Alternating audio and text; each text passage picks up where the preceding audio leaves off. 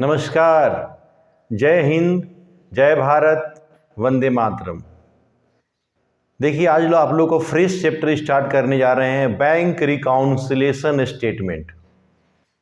CA foundation में 5 से 10 number का हर साल का क्वेश्चन आता ही है इससे, इसलिए इस चैप्टर पे हम लोग को विशेष ध्यान देना है।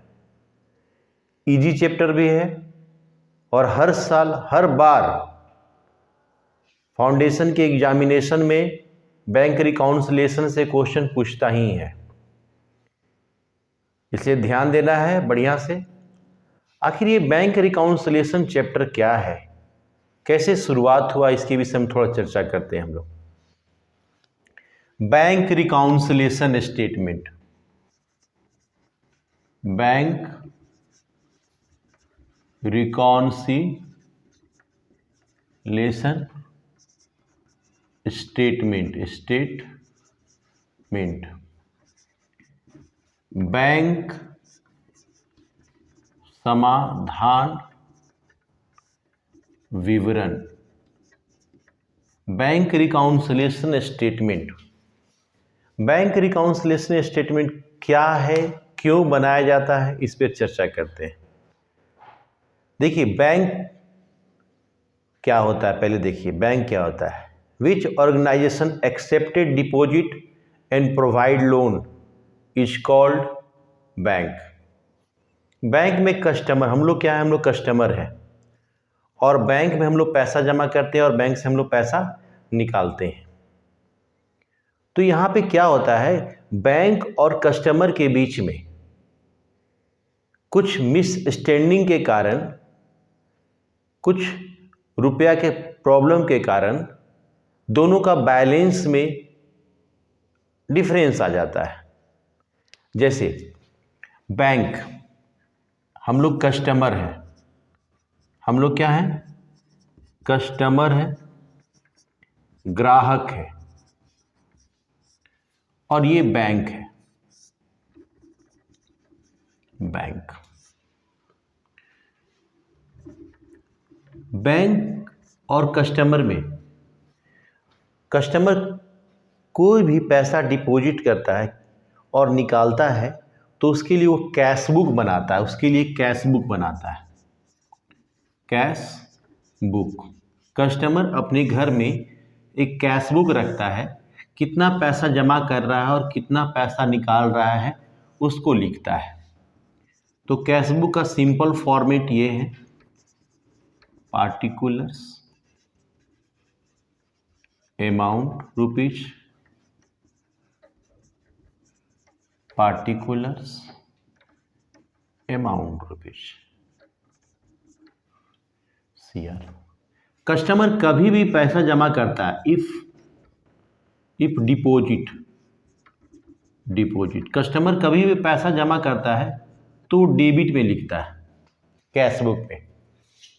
कस्टमर अपने हिसाब किताब के लिए एक कैश बुक रखता है जिसमें कितना पैसा जमा कर रहा है और कितना पैसा निकाल रहा है, उसमें ट्रांजैक्शन करता है, उसमें लेन देन करता है।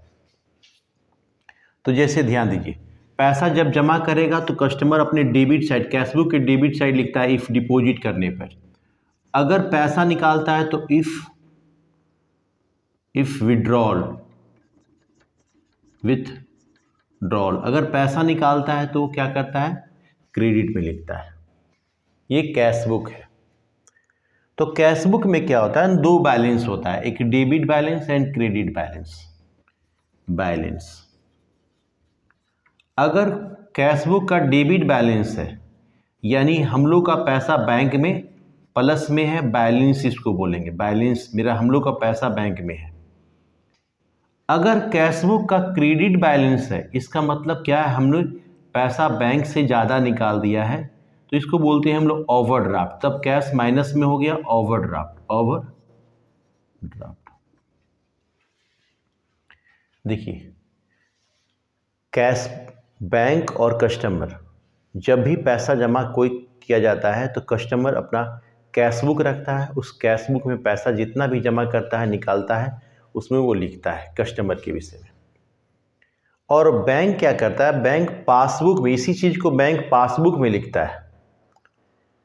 तो कस्टमर कैशबुक में कोई भी ट्रांजैक्शन करता है और बैंक पासबुक में भी ट्रांजैक्शन का लिखता है।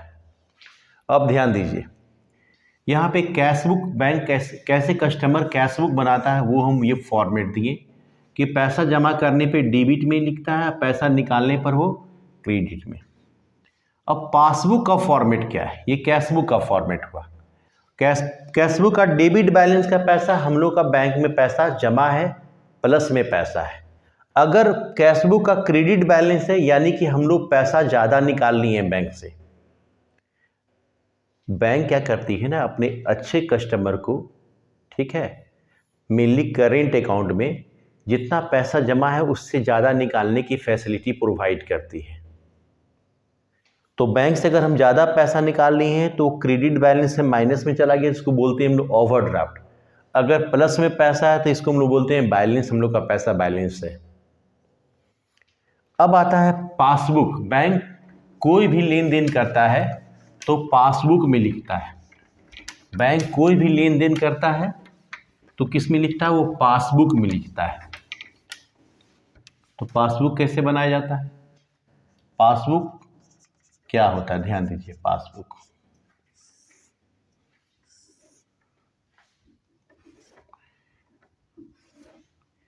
यहां लिखा जाता है डेट,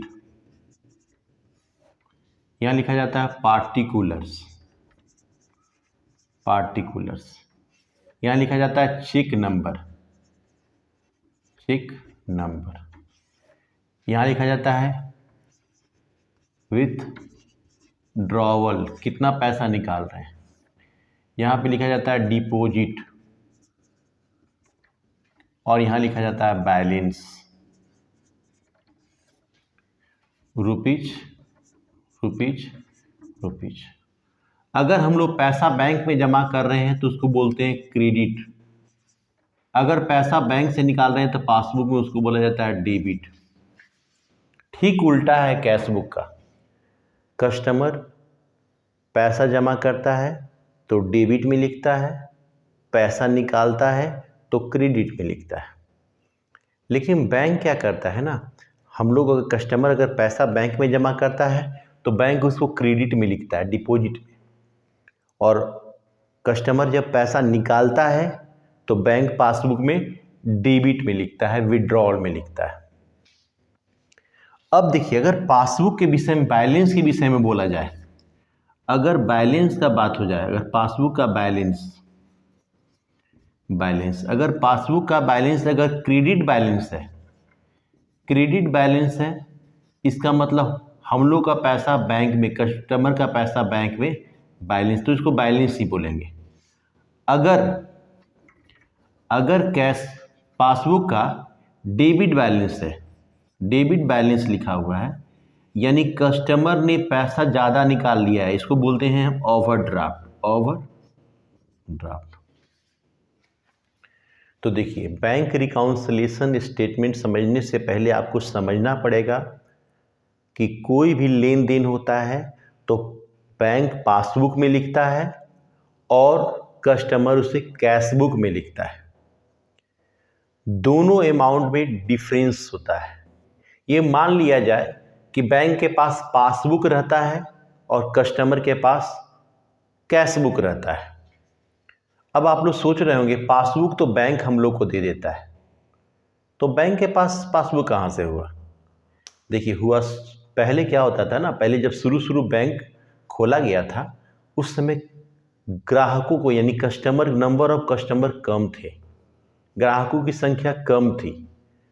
तो बैंक क्या करती थी, सबका पासबुक अपने पास रखती थी। जो भी कस्टमर पैसा जमा किया तो पासबुक बैंक अपने पास गोदरेज में संभाल के रखती थी, और जब कस्टमर फिर पैसा निकालने या जमा करने आया तो फिर गोदरेज से वो पासबुक निकाल के फिर उसमें एंट्री किया जाता था। लेकिन आज कस्टमर यानी कि ग्राहक की संख्या बहुत ज़्यादा हो गई है।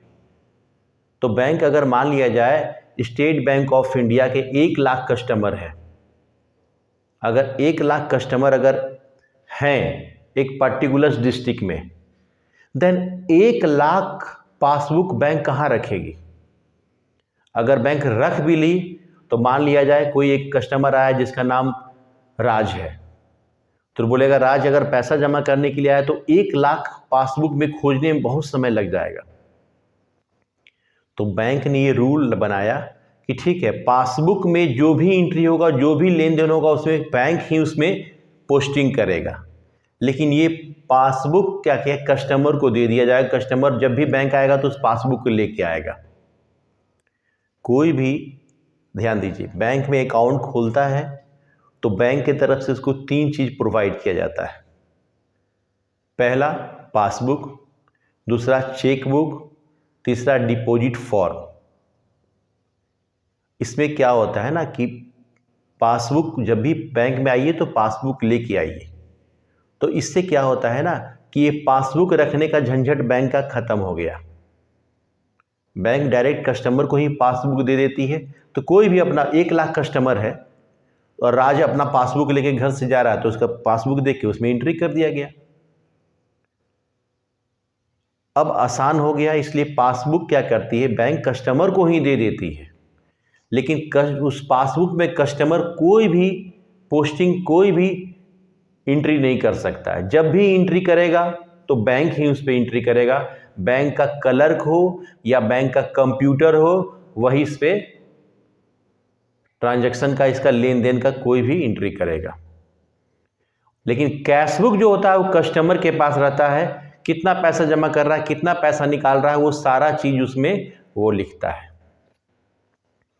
लेकिन क्या होता है, कभी कभी क्या होता है ना, पासबुक और कैशबुक दोनों के अमाउंट में, दोनों के बैलेंस में डिफर हो जाता है किसी कारण से। मतलब अगर पासबुक बता रहा है कि मेरा अकाउंट में 1 लाख रुपीज है और कैशबुक बता रहा है मेरा अकाउंट में 1.5 लाख रुपया है, तो दोनों में तो, दोनों का अमाउंट में तो चेंजिंग है। पासबुक बता रहा है 1 लाख और कैशबुक बता रहा है 1.5 लाख। 1,50,000 बतला रहा है, देन दोनों अमाउंट डिफरेंस है। तो इसके लिए रिकाउंसिलेशन स्टेटमेंट बनाने का रूल निकाला गया कि आखिर किस कारण से ये अमाउंट डिफर हुए हैं, इसको जानना जरूरी है। इस प्रॉब्लम को सॉल्व करना जरूरी है। इसलिए बैंक रिकाउंसिलेशन स्टेटमेंट बनाना शुरू किया गया। हिंदी में इसको बोलते हैं बैंक समाधान विवरण। बैंक रिकाउंसिलेशन स्टेटमेंट कस्टमर बनाता है। बैंक रिकाउंसिलेशन स्टेटमेंट ग्राहक द्वारा तैयार किया जाता है, बनाया जाता है। लेकिन ये अमाउंट दोनों डिफर कैसे हुआ, ये पासबुक और कैशबुक का अमाउंट डिफर कैसे हुआ, इसके विषय में थोड़ा हम लोग जानेंगे।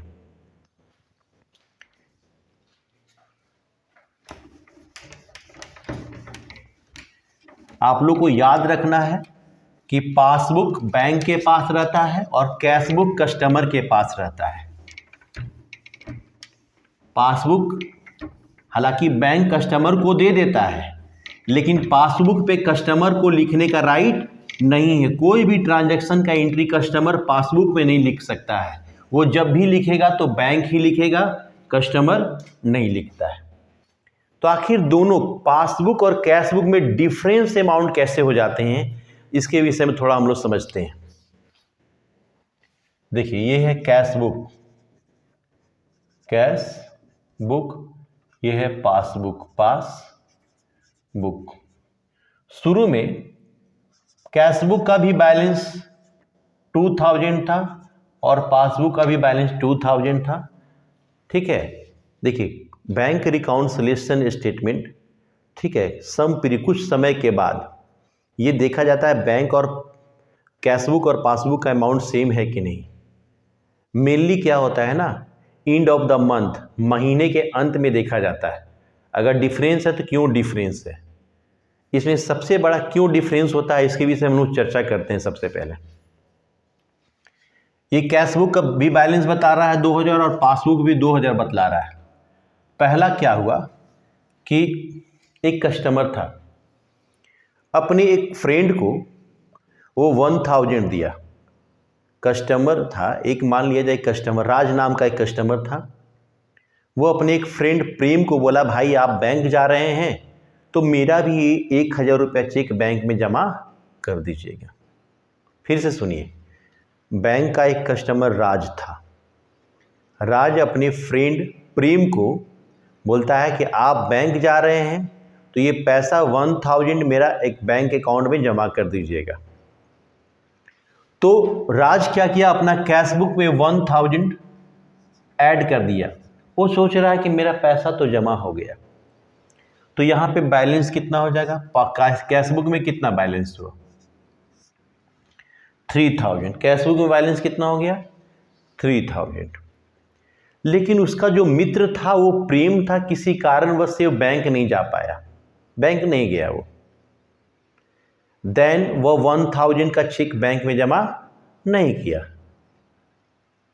तो बैंक में जमा नहीं किया तो बैंक में तो 2,000 का 2,000 ही रह गया, तो दोनों अमाउंट डिफर हो गया। यहाँ पर क्या है, यहाँ पे कस्टमर भी अपनी जगह सही है और बैंक भी अपनी जगह सही है, क्योंकि कस्टमर ने तो प्रेम को दिया था 1,000 की भाई जाओ बैंक में जमा कर दो, तो कस्टमर जमा करने के लिए दिया तो अपना कैश बुक में तो ऐड कर दिया, वो खुश है कि हमारे पास अब मेरा अकाउंट में 3,000 रुपये जमा है। लेकिन वो जो कस्टमर जिस व्यक्ति को दिया था बैंक में पैसा जमा करने के लिए, किसी कारण से वह क्या किया, बैंक में पैसा जमा करने नहीं जा पाया, तो बैंक में कितना रह गया, 2,000 रुपया। तो दोनों अमाउंट डिफर हो गया। यह एक प्रॉब्लम है। इस प्रॉब्लम को क्या कहते हैं, सुनिए। चेक पेड भी लिख सकते हैं और डिपॉजिट भी लिख सकते हैं। Deposited but not credited bye not credited, लेकिन जमा नहीं हुआ। चेक जमा किए लेकिन बैंक में वो क्रेडिट नहीं हुआ, जमा नहीं हुआ। इसको हिंदी में बोलेंगे चेक जमा किया किंतु जमा नहीं हुआ।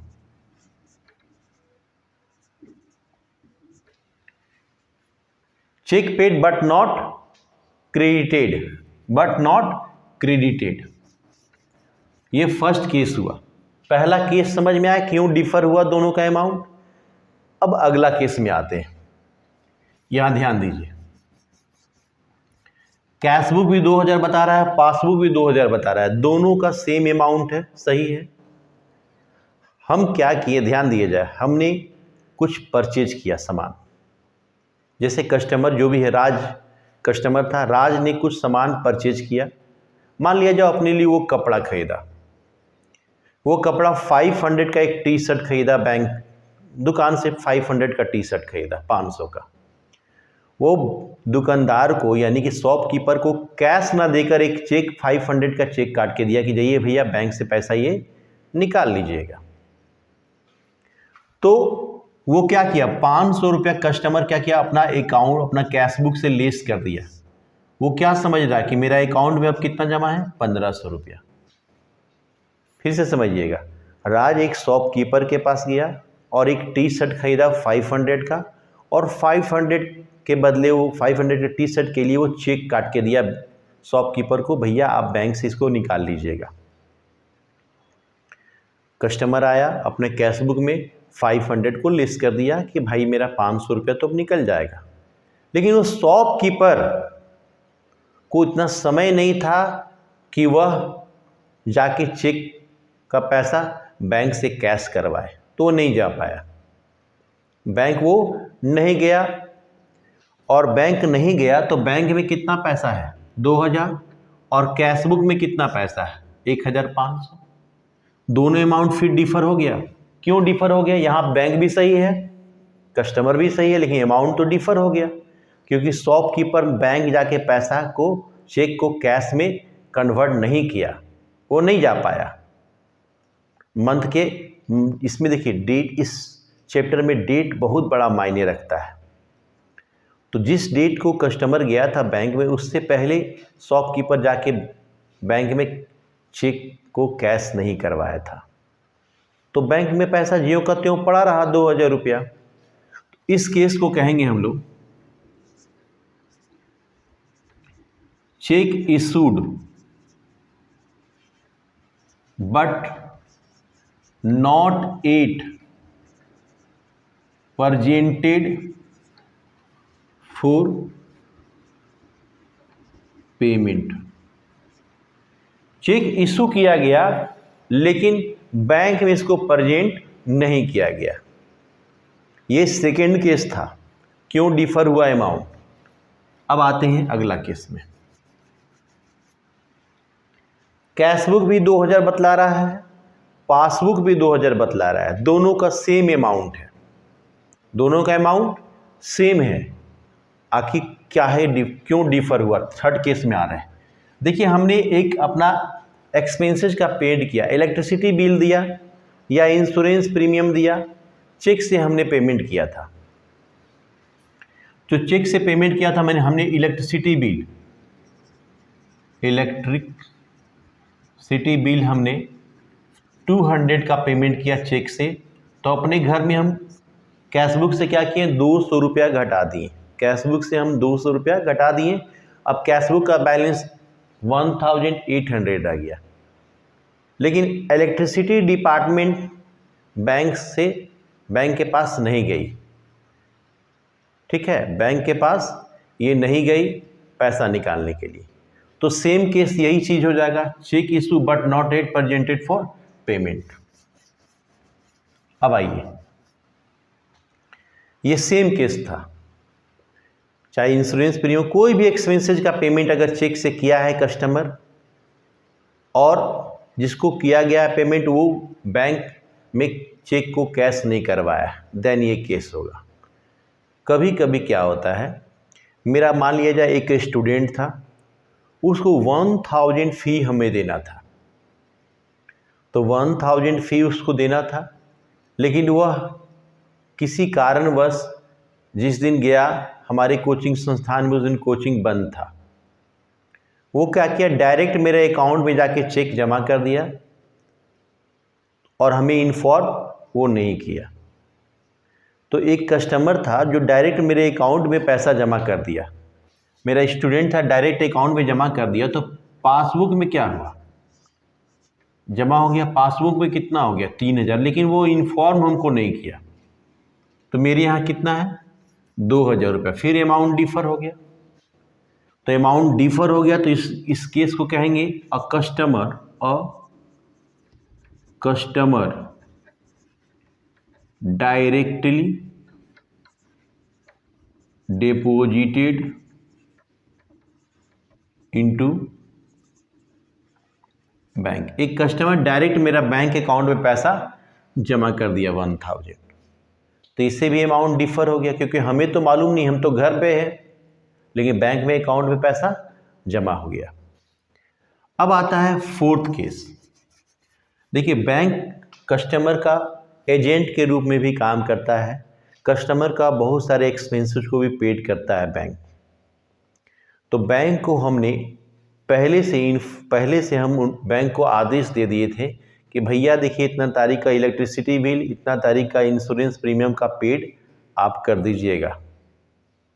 तो बैंक क्या करता है, अपना कस्टमर के लिए ये सारे भी बैंक से रिलेटेड जितने एक्सपेंसेस वगैरह सारा चीज़ एक्सपेंसेस सब खर्च बैंक करता है।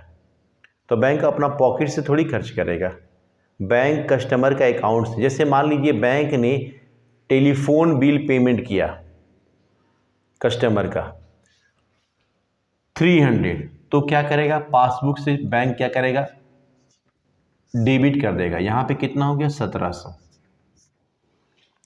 लेकिन बैंक हमको इन्फॉर्म नहीं किया। बैंक मेरा टेलीफोन बिल का पेमेंट कर दिया, लेकिन बैंक इन्फॉर्म हमें नहीं किया। देन बैंक में बैलेंस कितना हो गया 1700, लेकिन हमको मालूम नहीं है, तो 2000 रुपया। तो इसको बोलेंगे expenses paid by the bank, expenses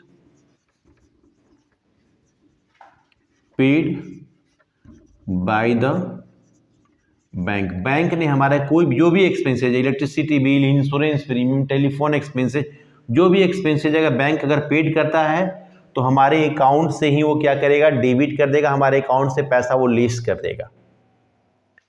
अब आइए अगला केस पे आते हैं। बैंक में हम लोग पैसा क्यों जमा करते हैं? बैंक में हम लोग दो रीजन से पैसा जमा करते हैं, एक तो सेफ्टी, दूसरा बैंक हमें इंटरेस्ट देगा।